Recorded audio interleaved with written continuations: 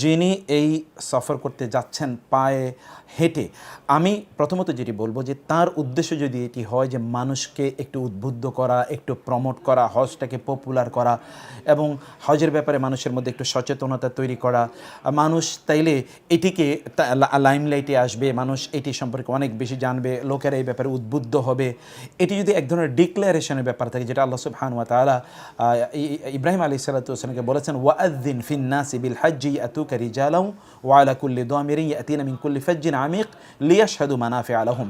যদি ব্যাপারটি এমন হয় যে মানুষকে জানানোর জন্য তিনি এই কাজটি করছেন, মানুষকে একটু উদ্বুদ্ধ করার জন্য, অনুপ্রাণিত করার জন্য, তাহলে আমার বিশ্বাস যে এটি একটি ভালো কাজ তিনি করছেন। এই জন্যে আমরা এটাকে অ্যাপ্রিসিয়েট করি। যদিও এইটির ব্যাপারে কেউ কেউ কথা বলছেন যে ব্যক্তি তার নিজের উপর অনেক কষ্ট চাপিয়ে নিচ্ছে, এটি কোনো কিছু করছে কিনা। দেখুন, প্রথমত হচ্ছে কেউ যদি অন্যায়ভাবে তার উপর কষ্ট চাপিয়ে নেয় তাহলে এটি তার জন্য জায়েজ নেই।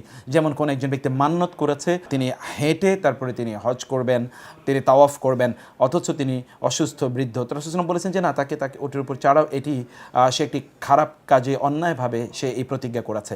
এটি আসলে ওই ব্যক্তি অন্যায়ভাবে তার নিজের উপর চাপিয়ে দিয়েছে, সেটার তার উদ্দেশ্য এরকম না যে মানুষকে একটু অনুপ্রাণিত করা, উদ্বুদ্ধ করা, ইবাদতে তাদেরকে আগ্রহী করে তোলা অথবা বিশ্বের দৃষ্টি আকর্ষণ করা হজের ব্যাপারে, এটা তার উদ্দেশ্য ছিল না। কিন্তু এখানে এই ব্যক্তির উদ্দেশ্য কিন্তু নিষিদ্ধ নয়।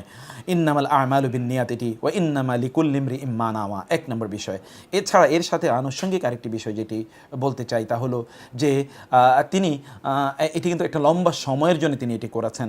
কোনো এক সময়তে লোকেরা পায়ে হেঁটে তারা হজ করতে যেত, অতএব সেটি তখন যেহেতু মানুষের জন্য জায়েজ ছিল, এখনও কেউ যদি সেটি করতে চায় তাহলে তার জন্য জায়েজ আছে। তিনি আননেসেসারি কোনো জিনিস তার উপর তিনি চাপিয়ে দিচ্ছেন কেন, যেহেতু আমরা বলছি এটা নিয়তের ব্যাপার, এটা দাওয়াতের একটি ইস্যু, যদি তিনি গ্রহণ করেন তাহলে এটি ইনশাআল্লাহ আল্লাহ তাআলা সেভাবে কবুল করবেন। ফামান কানাত হিজরাতুহু ইলাল্লাহি ওয়া রাসূলিহি ফাহিজরাতুহু ইলাল্লাহি ওয়া রাসূলিহি ওয়া মান কানাত হিজরাতুহু ইলা দুনিয়া ইউসিবুহা আও ইমরাআতিন ইয়ানকিহুহা ফাহিজরাতুহু ইলা মা হাজারা ইলাইহি। এমনকি হিজরতের মতো কোনো কাজ যদি কেউ দুনিয়ার উদ্দেশ্যে করে, কোনো নারীকে বিয়ে করার জন্য করে, তাহলে সে কিন্তু কোনো সওয়াব পাবে না, কিন্তু আল্লাহ রাসূলের জন্য যদি করে তাহলে তিনি সওয়াব পাবেন। এই ব্যক্তি যদি এমন উদ্দেশ্য হয় তাহলে তিনি সওয়াব পাবেন। আর কে জানে যে তার উদ্দেশ্য কি, সেই উদ্দেশ্যের ব্যাপারটা তো কেবল আল্লাহ সুবহানাহু ওয়া তাআলা জানেন, আর কেউ এটি জানে না। এই জন্য মানুষের নিয়ত নিয়ে আমরা কোনো প্রশ্ন না করি এবং কথা না বলি, বরং এটাকে আমরা এতদূর সম্ভব কমপক্ষে আমরা অ্যাপ্রিসিয়েট করি। ওয়া আমরুহু ইলাল্লাহ ওয়া হিসাবুহু আলাল্লাহ, তার হিসাব নিকাশ এটি মহান আল্লাহ সুবহানাহু ওয়া তাআলার। কেউ তার ত্রুটি বিচ্যুতিত্বকার নিয়ে আলোচনা করতে পারেন, কিন্তু এটি একেবারেই নিষিদ্ধ।